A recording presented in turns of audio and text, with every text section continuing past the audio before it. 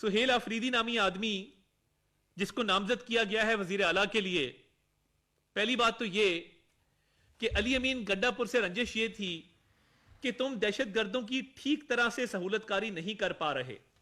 تمہیں جو کہا جاتا ہے کہ تم دہشت گردوں کی سہولت کاری کرو، دہشت گردوں کو پورا سپورٹ کرو اور ان کے خلاف کاروائیاں بند کرواؤ، شاید علی امین گنڈا پور اس حد تک یہ مشن پورا نہیں کر سکے بانی چیئرمین پی ٹی آئی کا جس حد تک ان کو توقع تھی.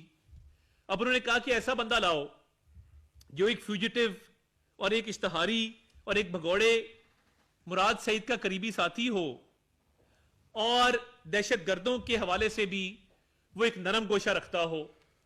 تو یہ جو سہیل آفریدی کو لایا گیا ہے یہ اس لیے لایا گیا ہے کہ دہشت گرد اور ان کے سہولت کاروں کو مکمل طور پہ سپورٹ کیا جائے، پروموٹ کیا جائے اور مکمل سہولت کاری ان کو دی جائے اور ان کو فری ہینڈ دیا جائے کے پی پروونس کے اندر. تو پھر وہ قربانیاں کہاں جائیں گی جو اس ملک کو قوم نے دیا ہے؟ ہم یہ ہرگز نہیں ہونے دیں گے. اور میں بہت کلیئرٹی سے بتا دوں کے پی کی حکومت کو اور تحریک انصاف کو کہ پاکستان کی سیکیورٹی پالیسی اسلام آباد میں بنتی ہے اور بنتی رہے گی. پاکستان کی سیکیورٹی پالیسی کابل میں نہیں بنے گی. Let it be very clear کہ پاکستان کی سیکیورٹی پالیسی الحمدللہ اسلام آباد میں بنتی ہے اور بنتی رہے گی، اور قطعاً اجازت نہیں دیں گے جو آپ چاہتے ہیں کہ سیکیورٹی پالیسی کابل میں بنے اور دہشت گرد کے پی کے اوپر پوری طرح حاوی ہوں. آپ کو اس بات کی اجازت نہیں دیں گے. آپ نے بہت نقصان کر دیا اس ملک کا کہ جب آپ نے ان دہشت گردوں کو لا کر یہاں بسایا اور آپ اب بھی ان کی سہولت کاری جاری کیے ہوئے ہیں. اور پچھلے 12 سال سے آپ کی حکومت ہے خیبر پختونخوا کے اندر اور دہشت گردی وہاں عروج پر ہے. اور ابھی تو اللہ تعالیٰ کا شکر ہے کہ ہمارے افواج پاکستان کے پاک فوج کے جوان افسر روز قربانیاں دے رہے ہیں اور وہ ایک سیسا پلائی ہوئی دیوار بنے ہوئے ہیں دہشت گردوں اور عوام کے درمیان.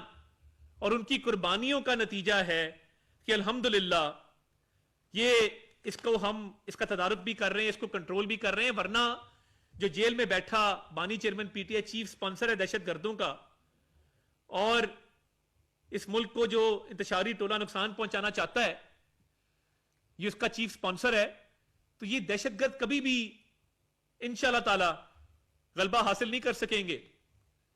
اور یہ جو سہولت کاری، گھروں میں ان کو پناہ دینا، ان کو وہاں پہ سہولیات فراہم کرنا جو سہیل آفریدی کے تھرو کام کرنا چاہتے ہیں، اس پہ تو مقدمات اتنے ہیں کہ ایک آلریڈی کرمنل مائنڈڈ آدمی ہے، ریکارڈ یافتہ ہے، اس کے ذریعے دہشت گردی کی سہولت کاری کی ہرگز ریاست پاکستان اجازت نہیں دے گی.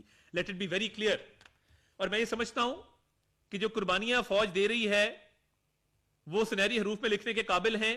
ہم اپنے شہداء کو سلام پیش کرتے ہیں کہ وہ آج بھی دہشت گردوں کو اپنے مذموم مقاصد میں کامیاب ہونے نہیں دے رہے، اپنے خون سے یہ تاریخ لکھ رہے ہیں اور ایک قربانیوں کی لازوال داستان ہے.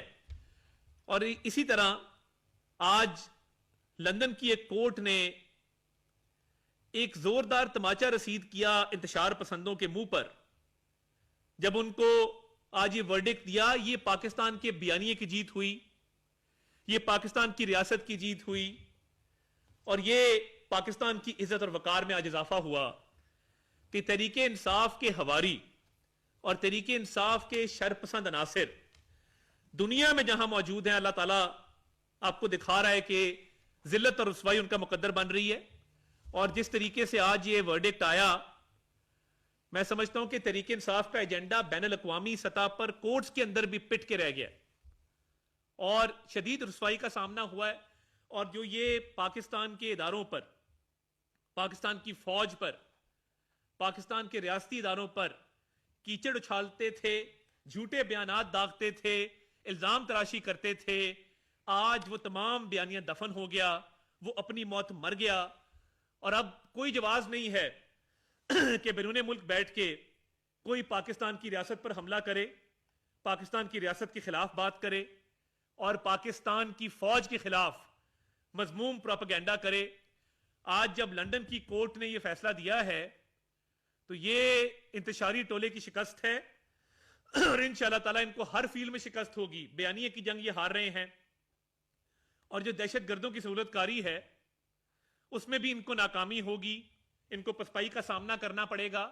اب کس منہ سے دنیا کے مختلف کونوں میں بیٹھے انتشار پسند ریاست پاکستان کے خلاف یا فوج کے خلاف بات کریں گے؟ ان کو تو چلو بھر پانی میں ڈوب مرنا چاہیے۔ اس ورڈکٹ کے بعد یہ جو فیصلہ آیا ہے اس کے بعد کوئی جواز نہیں بچا۔ آپ نے لندن کے کورٹ میں بھی مار کھائی ہے، پاکستان کے کورٹس میں مار کھائی ہے۔